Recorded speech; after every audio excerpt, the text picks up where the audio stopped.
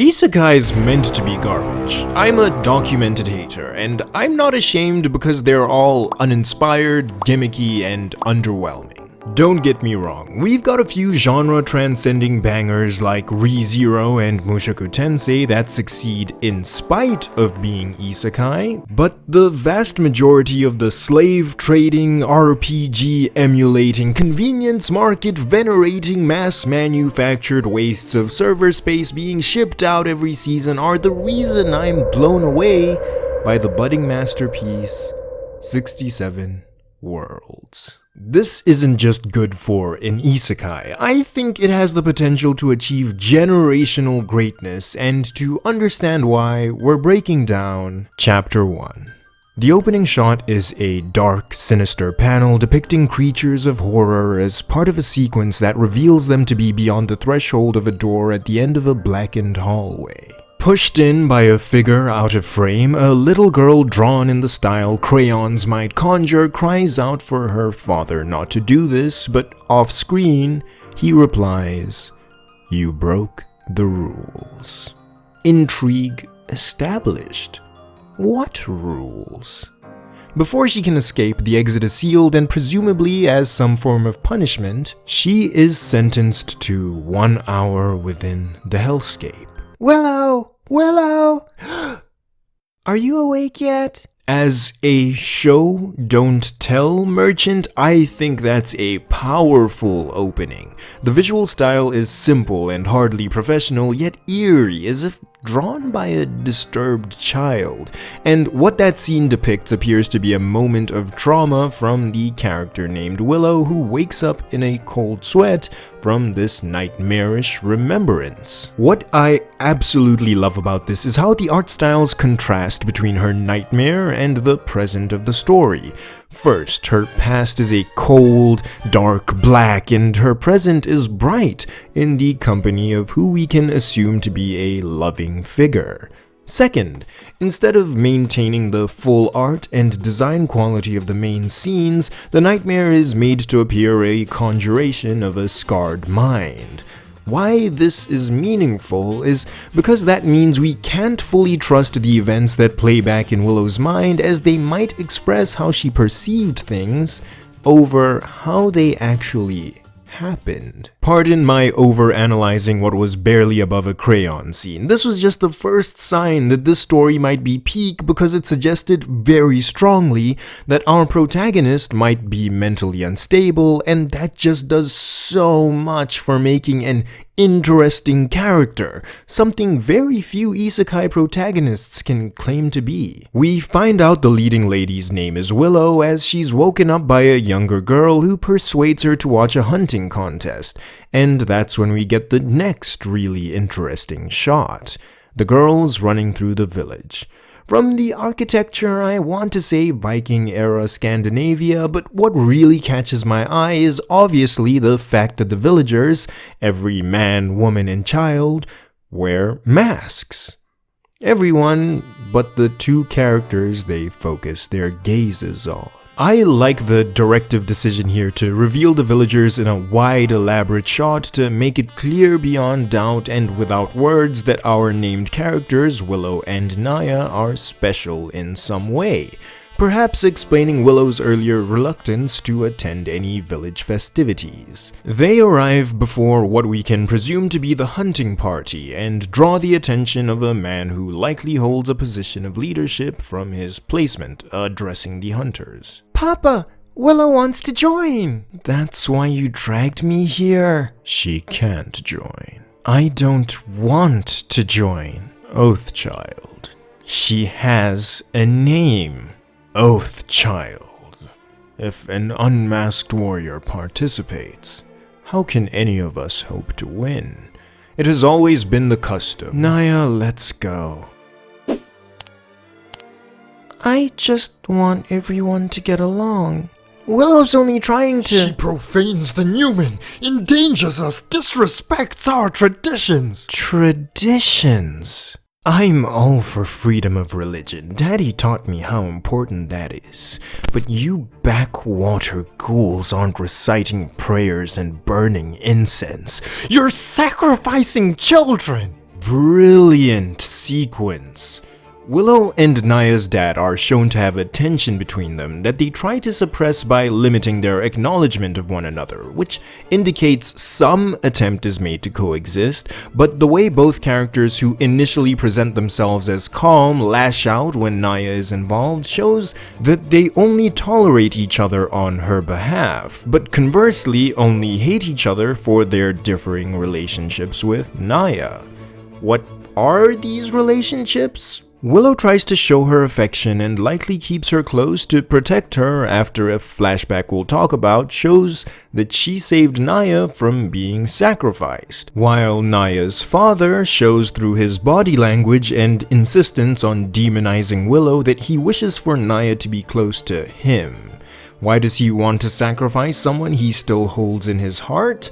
Well, that is the religious custom of these people and appears to be such accepted practice that even though Naya is aware the village wishes to burn her at the stake, which they almost succeeded at doing, she can't bring herself to hate or fault them for it, hoping those she cares for can just find some way to resolve their not-so-simple issues. The clarity and conciseness of this scene is remarkable. It's a simple, short exchange, but it immediately establishes the relationships, personalities, and ideologies of the key characters without any narration, relying on natural, easy-to-follow dialogue and character expressions.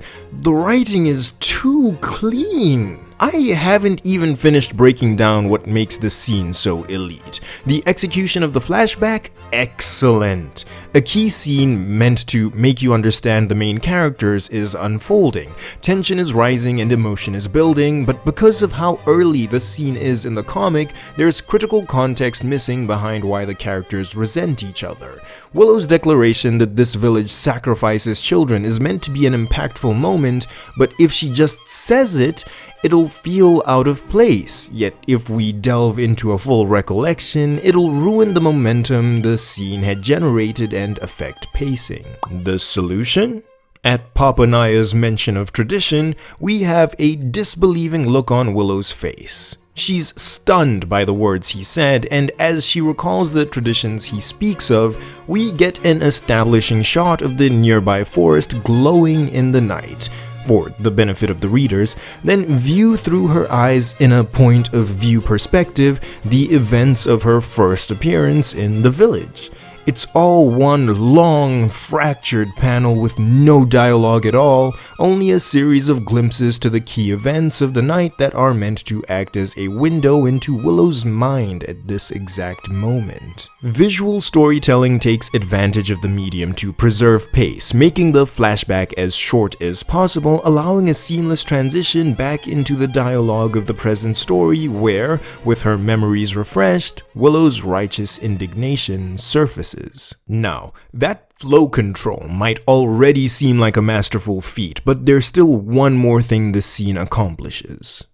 World building. The Newman chose her. We must give to the Great One whomever he desires, lest our people suffer ruin. Oathchild and unmasked warrior.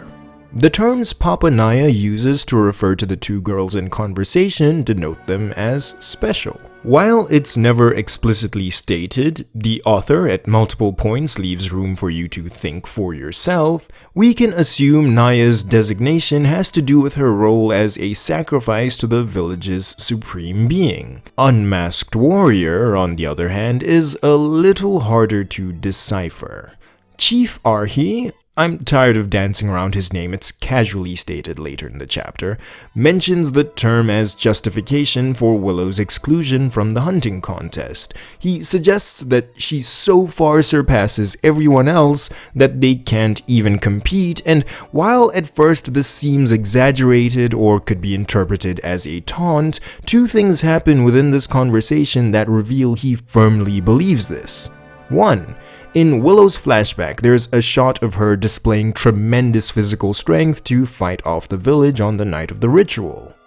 You abuse the rare blessings to oppose his will. Arhi believes Willow's strength is a gift from the one he calls the Newman. Who is the Newman?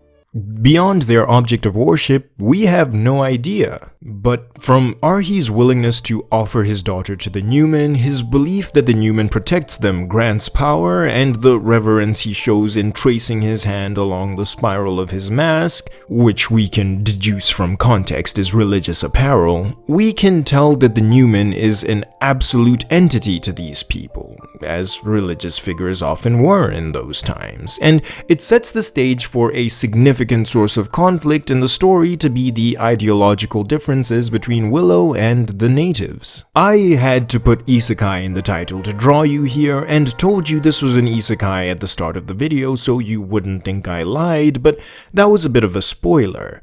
Yes, it is revealed within the first chapter that this is Isekai, but the flow and reveals are so good that I regret I couldn't title this "Here is a Good Story."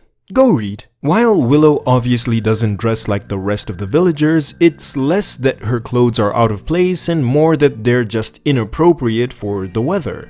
In her flashback, however, we get a shot of her looking down at the village from a nearby cliff, and we can tell that her clothing definitely isn't of the same origin as those of this rural settlement.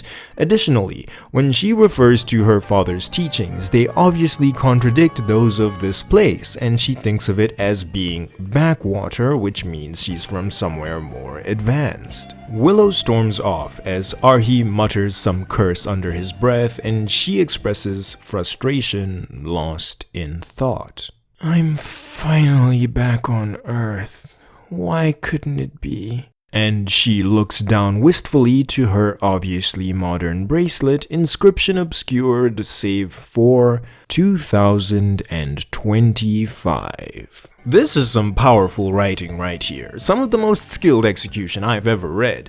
If we took away my over-analysis of this chapter, it would, on average, have taken you about a minute from when you first opened this chapter to get to this line. And in that short span of time, I've already told you at great length what the story was able to accomplish.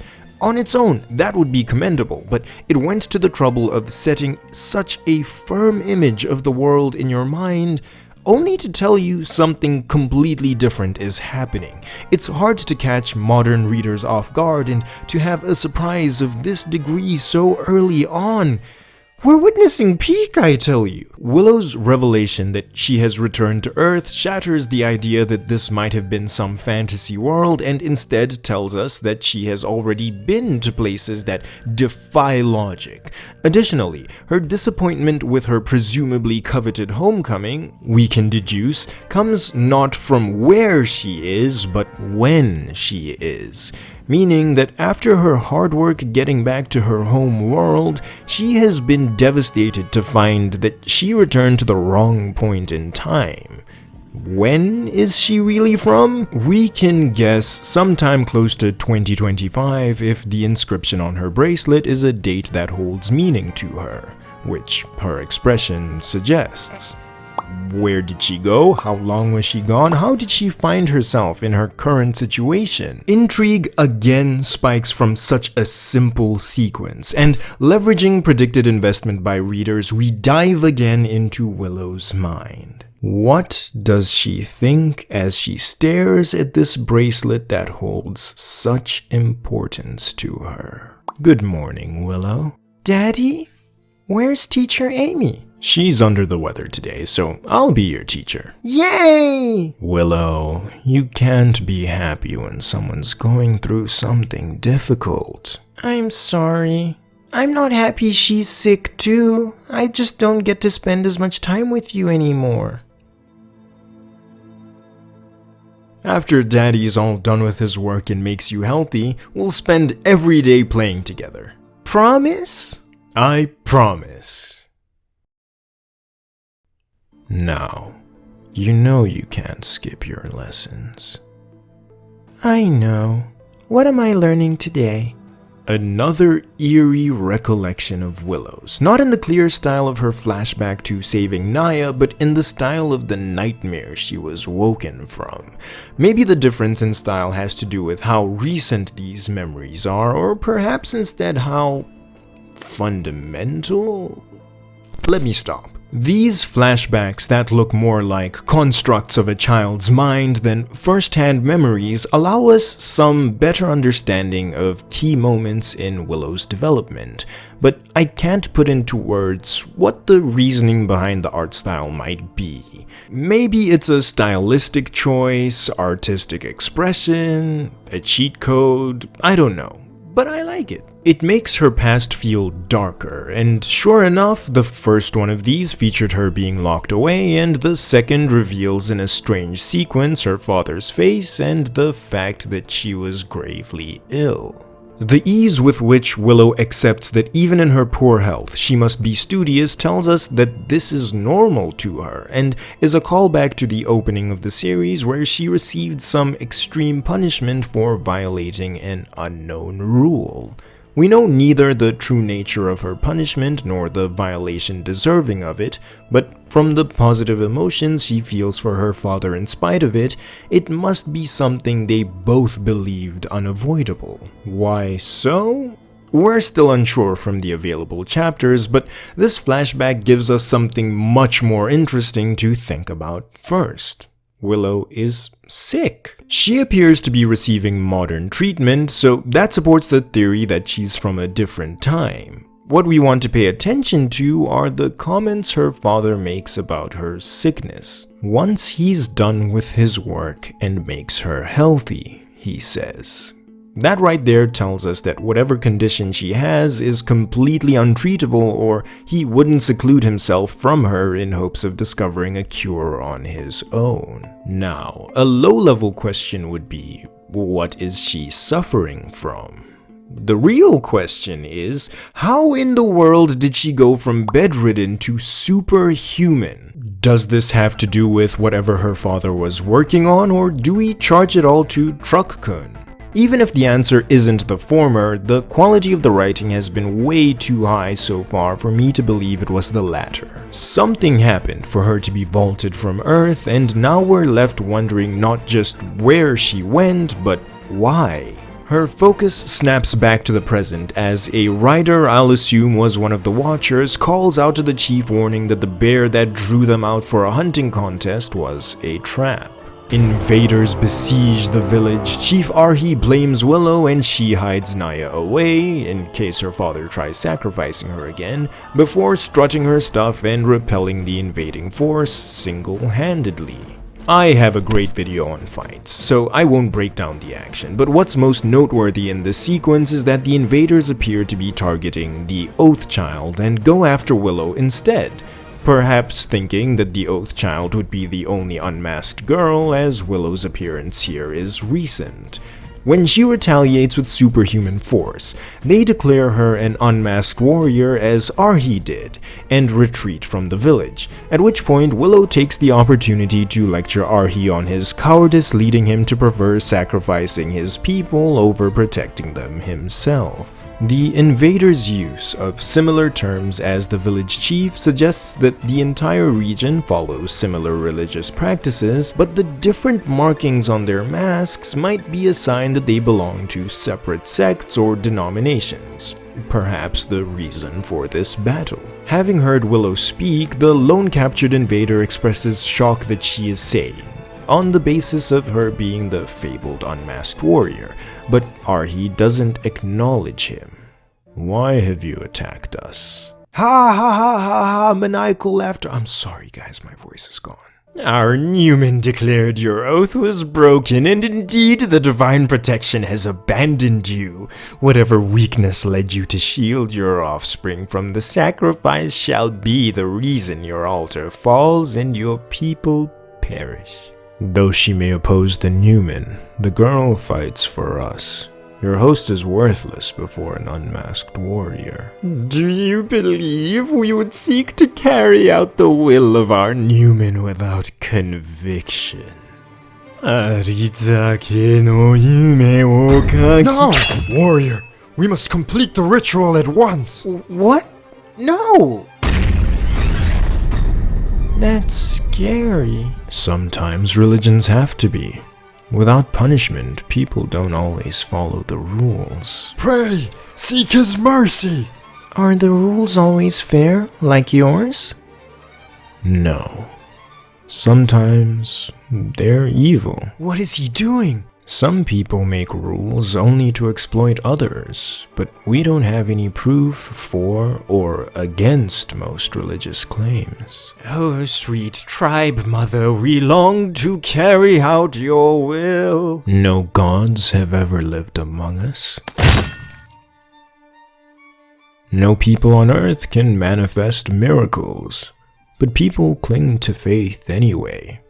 Sometimes even bad ones, because it's easier than accepting the reality that this world is utterly... I'm not back on Earth. Chapter 1. Finn.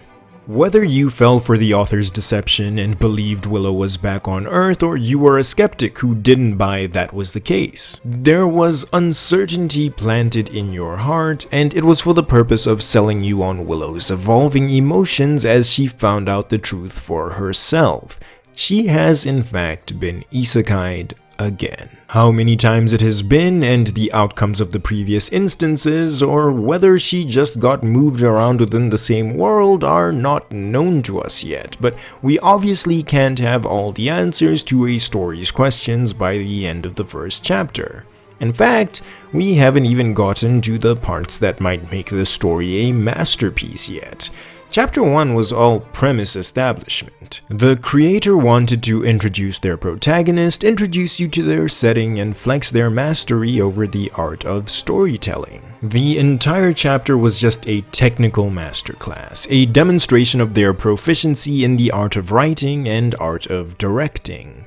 Outside of showcasing their skill, nothing groundbreaking happens. Chapters 2 and 3 though? My God. Or at least, that's what I wanted to say. I wrote the script 2 months ago, and at the time, this is where I told you that the following chapters were absolute cinema like has never been achieved by any isekai ever. I claimed that this story was going to stand its ground against any of the manga greats. After all, chapter 2 reveals that there's a secondary plot that takes place on Earth in the aftermath of Willow leaving, which has events that could be a first-rate manga on their own. And chapter 3 was meant to end in a sequence that would legitimately leave goosebumps on the skin of anyone who read it with their eyes open. But this didn't go according to plan. How do I know this?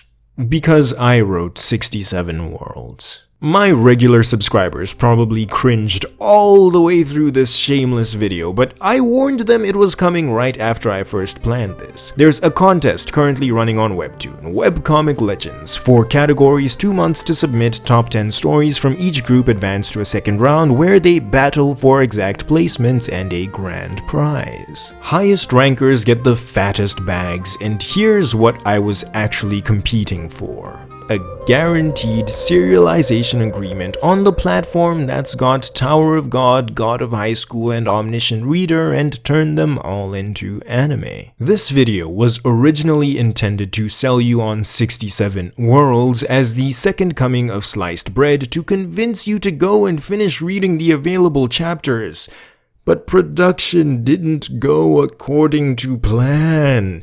We fell so far behind schedule that we had to make chapters 2 and 3 in 5 days before the deadline. To do this, we accelerated the pacing dramatically, cut out some world building, and even had to outsource a large portion of the art to people who weren't part of the core team. We prioritized completion of chapter 3 by the lead illustrator, but that left chapter 2 both incomplete after we couldn't get enough new hands, and with art inconsistent with the rest of the story since the extra hands didn't have the time to ease their way into our style. The storyboard and writing are still elite. After Willow gets rushed by the unmasked warrior at the end of the first chapter, chapter 2 cuts away to somewhere new entirely.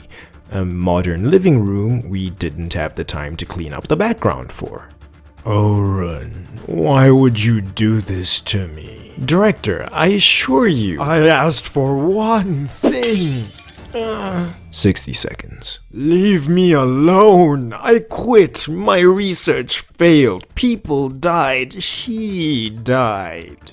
Director. 40 seconds. Whatever it is you need, stop torturing me and find someone else. I just want to mourn. 30 seconds. Take him. The hell are you doing? Stop. Let me go. 15 seconds. Director, we had every intention of respecting your wishes, but Wait! the situation has developed. The cinematics were even more elite for the gun pointing and reveal of the director's non-injury before an unapproved storyboard change I had no time to have fixed, and the director's facial expressions in the initial sketches better matched the intended emotions for some of these panels. But I have a separate video planned that dissects the differences between what I had planned and what ended up being submitted. The scene to start chapter 2 introduces some director/researcher on what we can again assume is Earth. For real this time, and he appears to be in mourning after the loss of someone dear to him. Against his wishes, characters we believe to be his former subordinates force him to return to work, and when he struggles to resist, the one he calls Oren shoots him. The director survives almost unharmed, and this becomes evidence that whatever he's being called back into work for is extremely serious. This transitions really cleanly into a hard-as-hell fight scene between Willow and the unmasked warrior. You're really going to have to check this part out for yourself on Webtoon because I'm not going to do it justice converting it away from the vertical format. What happens over the course of this fight is that Willow gets cooked. But I'm trying to focus on the major plot beats, so I'll cut right ahead to the final scene. After the title card, we get an establishing shot of a jungle path with destroyed heavy vehicles and dead soldiers. This is crazy. Just run. Ozzel can't hold him off for long. Run where? This jungle didn't exist the last time I left my house. And I wonder whose fault that is. Robin, buddy, there's no need to do this. Need? Was there a need for you to ruin my life? We haven't had time to study this yet. There may be a way to control the effects of your mutation. I don't care about my mutation. Your stupid experiment. The explosion at the lab. Everyone I loved died. Was every single thing you wrote in that report true? Director, you don't have to feel personally responsible for... Egad. There you are. I'm the architect of the worst calamity in human history. Director, we have to go. So much death and suffering. Thousands of years of civilization obliterated. Any last words? Lubin, I'm so sorry. I just wanted to save my daughter. Director, your daughter's still alive. Willow? Now is when we get the first true glimpse of what 67 Worlds is about. The central figure of Willow's trauma still lives. Whatever he tried to do to her leveled death and destruction like he couldn't possibly have imagined, and now he knows that the daughter he appears to have centered his whole life around somehow survived the unnamed calamity. How does Oren know this? What will Samson do with this information? How will they even escape their current predicament?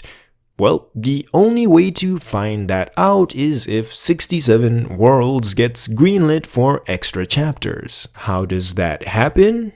Well, I'd have to be one of the 10 stories picked out of the most epic category to progress to the next round. I'm going to be so real with you.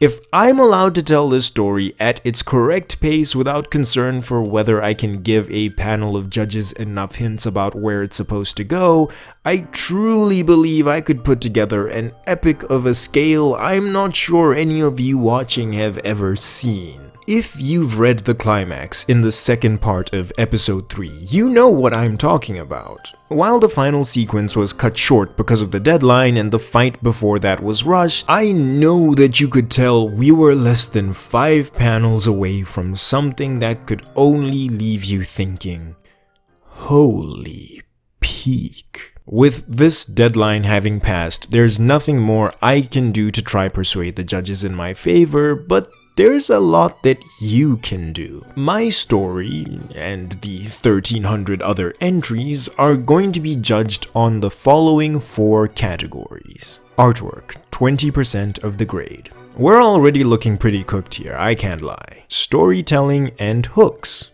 20% more. We may have lost a few like flow and readability points for the sheer speed of our progression, but we're unmatched in building anticipation. Impact and satisfaction, 20% of the grade.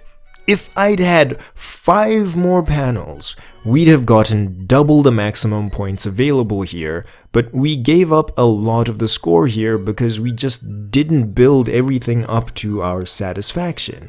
Episode 3 Part 2 is still great by the standards of most webcomics, but there are just far too many worthy competitors. And that brings us to the final judging category: audience appeal and engagement, 40%. The judges want to know if this'll be popular, so they'll check how readers engaged with it and try predict how much potential it has. After all the points we dropped in the previous categories, this is my story's last hope, and that's why I'm turning to all of you. Please, please, please help me out here. The constant art changes and deadline-induced rush make what's otherwise a great story seem like a joke, and I really don't want that to be the reason we lose. I completely emptied out my savings on this, so I've only got enough budget left for 1 chapter. If I don't make it through to the next round, I'm spending that on pants you can't see my boxers through and food meant for human beings. The only way I get to keep chasing my dreams and actually continue this story is if I make it through to round 2 and actually get the budget to retain an artist full time. And the only way it looks like I can make it to round 2 is if we run those audience engagement numbers into the stratosphere. At least 1,000 people are going to watch this video, possibly more than 10,000 with the heinous clickbait that brought you here. I know it's not reasonable, and most of you don't like me enough to put in this effort, but I am going to beg you, if you haven't already, please click the link I've left in the pinned comment and description. Go read 67 Worlds and like all the chapters.